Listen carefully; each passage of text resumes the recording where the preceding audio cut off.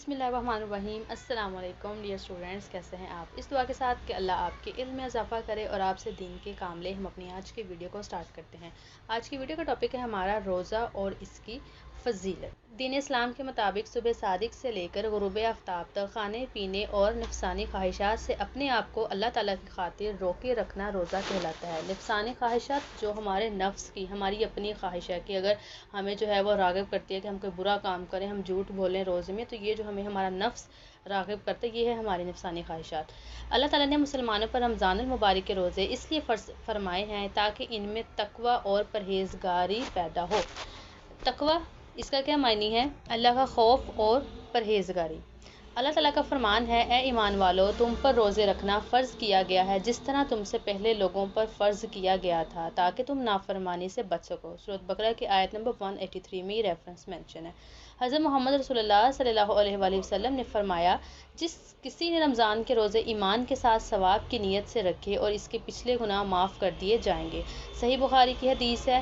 صحیح بخاری یعنی کہ آپ صلی اللہ علیہ وسلم کی جتنی احادیث کی کتابیں ہیں، جیسے صحیح بخاری، صحیح مسلم آتا ہے، سنن ابی داؤد ہے، یہ ساری اوتھینٹک بکس ہیں، تو یہ وہاں سے ریفرنس دیا گیا ہے۔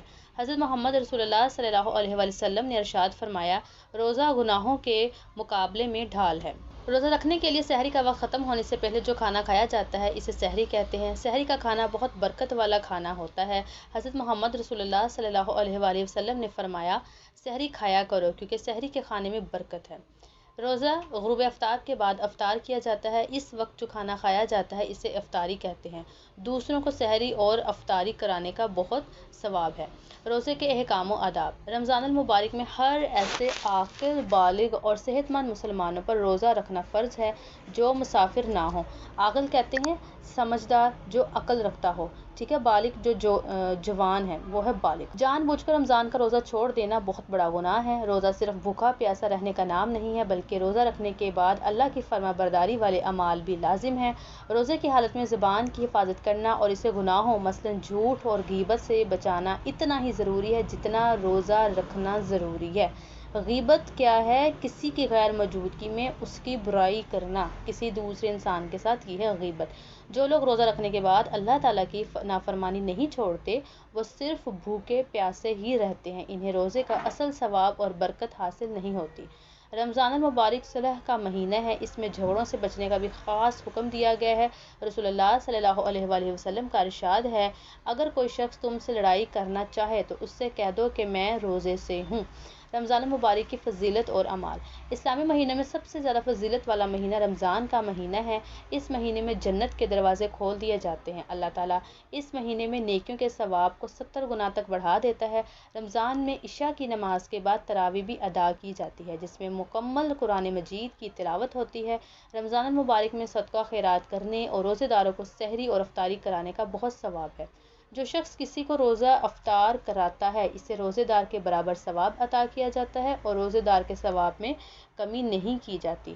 رمضان المبارک کے آخری 10 دن میں مسجد میں اعتکاف کرنا حضرت محمد رسول اللہ صلی اللہ علیہ وآلہ وسلم کی سنت ہے۔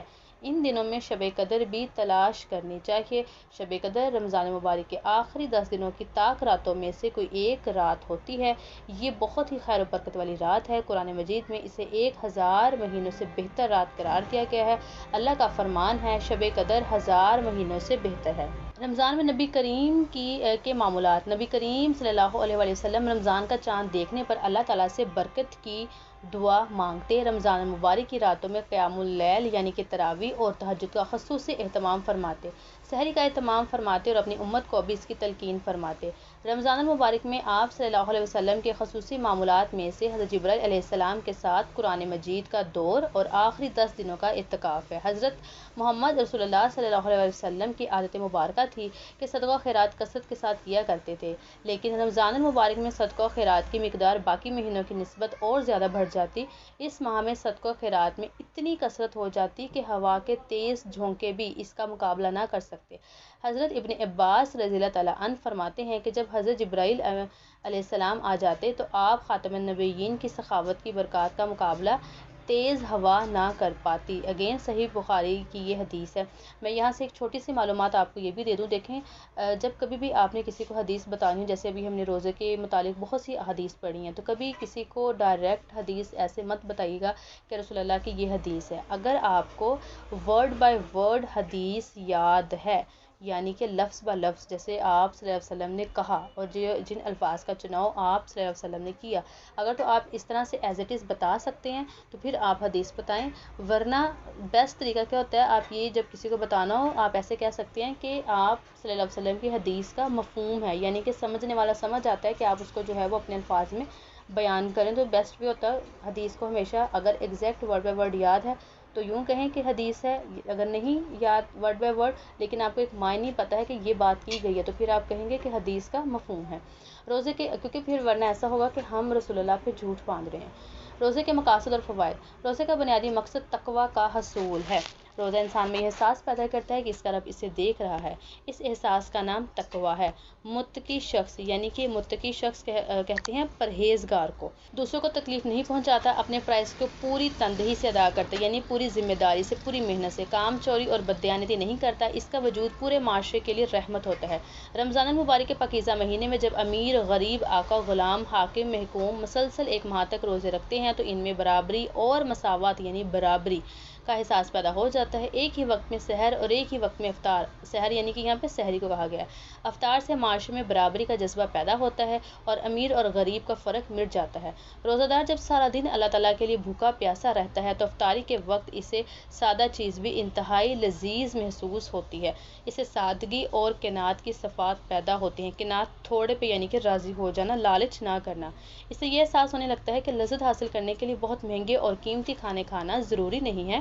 گویا کہ روزہ مسلمانوں کو سادگی اور قناعت پسندی کا درس دیتا ہے۔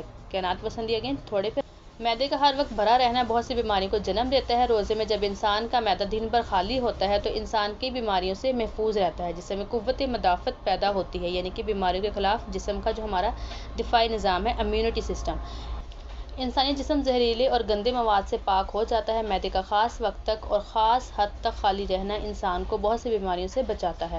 رمضان المبارک میں سحر و افطار کی پابندی روزے دار کو وقت کا پابند بناتی ہے۔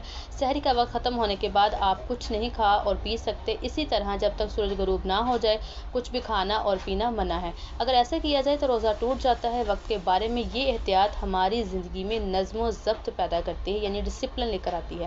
اللہ تعالیٰ کو خوش کرنے کے لیے ہمیں رمضان المبارک کے مہینے میں زیادہ سے زیادہ نیک کام کرنے کی کوشش کرنی چاہیے۔ اس مہینے میں ہمیں اپنے گھر والوں کی خاص طور پر مدد کرنے کی عادت اپنانی چاہیے اور ضرورت مندوں کی ضروریات پوری کرنے کی کوشش کرنی چاہیے۔ اب نیکسٹ ایکسرسائز ہے۔ اللہ تعالیٰ نے مسلمانوں پر روزے فرض کیے ہیں رمضان کے۔